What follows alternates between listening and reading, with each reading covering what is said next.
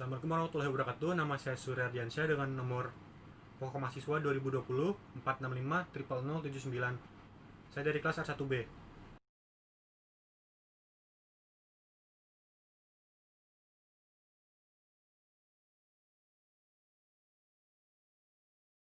Topik yang menarik bagi saya itu pertemuan ke-6, yaitu tentang komunikator. Di materi ini dijelaskan bagaimana menjadi seorang komunikator yang baik, seperti komunikator harus menguasai materi sebelum menyampaikan pesan.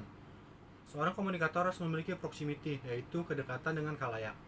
Semakin tinggi kedekatan sang komunikator dengan khalayak, maka semakin mudah khalayak tersebut menerima isi pesan yang disampaikan.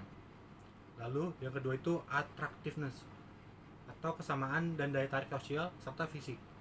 Seorang komunikator harus bisa bersikap fleksibel terhadap khalayak dengan segala tuntutan dan keingintahuannya.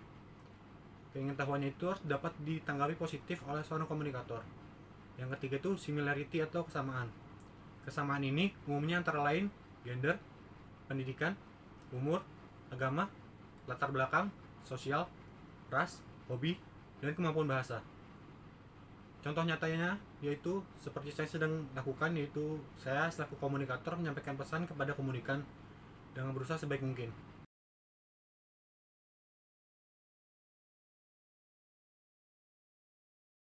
Komunikator merupakan si pengirim atau si penyampai pesan.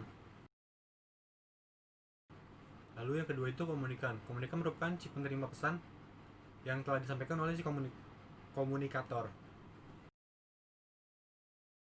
Pesan yaitu ide atau gagasan yang dirubah menjadi sebuah pesan agar bisa dimengerti oleh orang lain. Misalnya bentuk pesan, gaya penyampaian dan nada tergantung pada si selera pengirim pesan, atau yang sering kita kenal dengan encoding.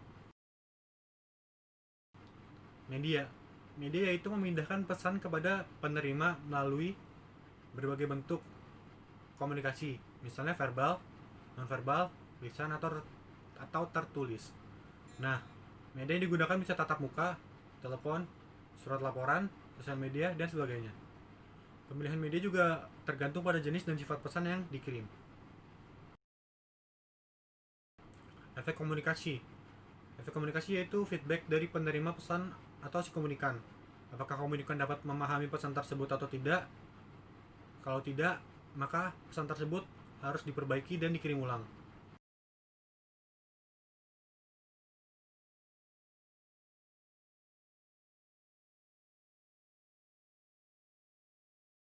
Hambatan komunikasi merupakan sesuatu yang mengganggu kelancaran dalam berkomunikasi serta menghambat pengiriman dan penerimaan pesan. Hambatan komunikasi umumnya dibagi menjadi dua, yaitu hambatan objektif dan subjektif.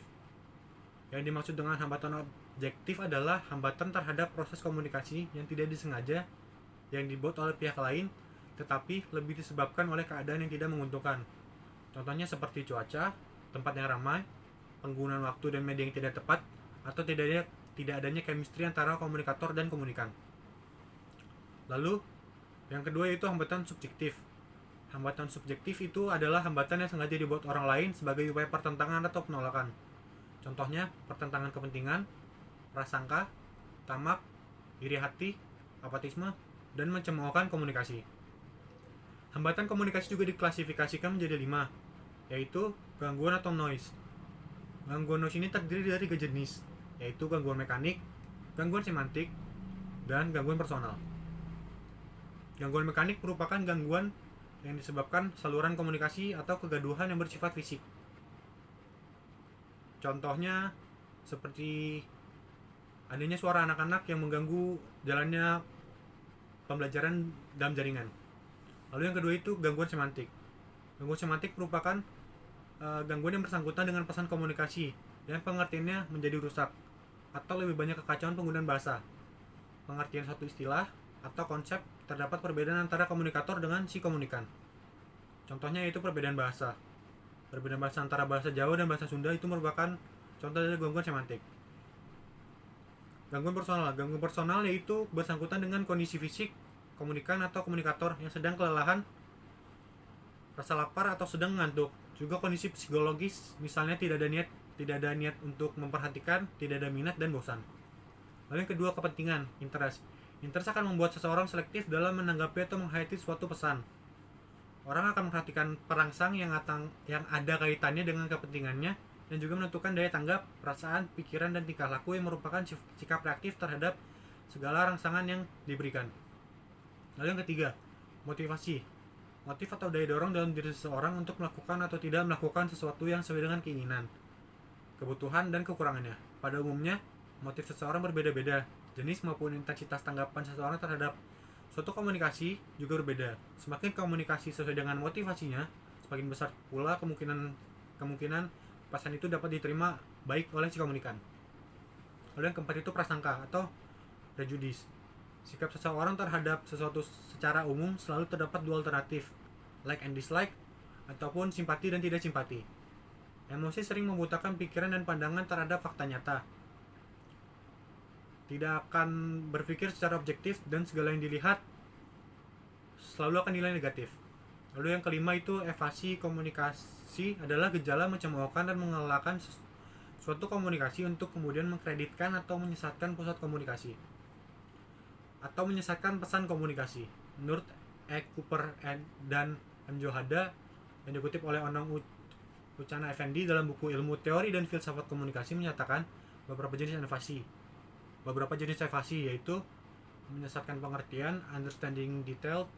Contoh, apabila seseorang mahasiswa menyerukan pada teman-temannya untuk meningkatkan prestasi belajar dengan cara rajin masuk kuliah, rajin membaca, dan menghormati dosen, maka mahasiswa lain akan menganggap itu sebagai usaha cari muka. Pesan bisa saja tidak tersampaikan karena ada hambatan internal dan eksternal. Hambatan internal itu berasal dari dalam diri individu dan terkait kondisi fisik dan psikologis, seperti seseorang mengalami gangguan pendengaran, maka ia akan mengalami hambatan komunikasi. Demikian pula seseorang yang sedang tertekan atau depresi tidak akan dapat melakukan komunikasi dengan baik. Hambatan eksternal yaitu berasal dari luar individu yang terkait dengan lingkungan sosial dan budaya. Seperti suara gaduh dari lingkungan sekitar dapat menyebabkan komunikasi tidak berjalan dengan lancar. Perbedaan latar belakang sosial budaya dapat menyebabkan salah pengertian. Lalu hambatan komunikasi dalam kegiatan belajar mengajar daring yang sedang kita lakukan saat ini adalah lebih banyak hambatan ke arah eksternal, yaitu seperti jaringan yang buruk, kuota yang terbatas, kondisi perangkat yang kurang mendukung, sehingga dapat menghambat komunikasi yang berlangsung saat kelas daring berlangsung.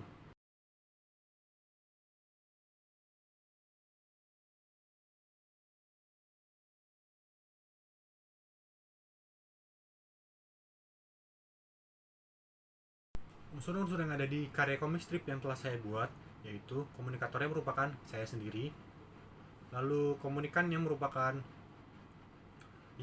ibu dan teman mahasiswa kelas R1B lainnya. Pesan yang saya sampaikan di dalam komik strip itu adalah keheranan mengapa bisa mobil menabrak sepeda, namun bukannya sepeda yang rusak, melainkan mobilnya yang penyok dengan menambahkan unsur komedi di dalamnya. Alasan saya memilih karya komik strip adalah lebih mudah untuk menginterpretasikan berita yang telah saya pilih ke dalam karya, yaitu karya komik strip. Terima kasih, itu saja dari saya. Wassalamualaikum warahmatullahi wabarakatuh.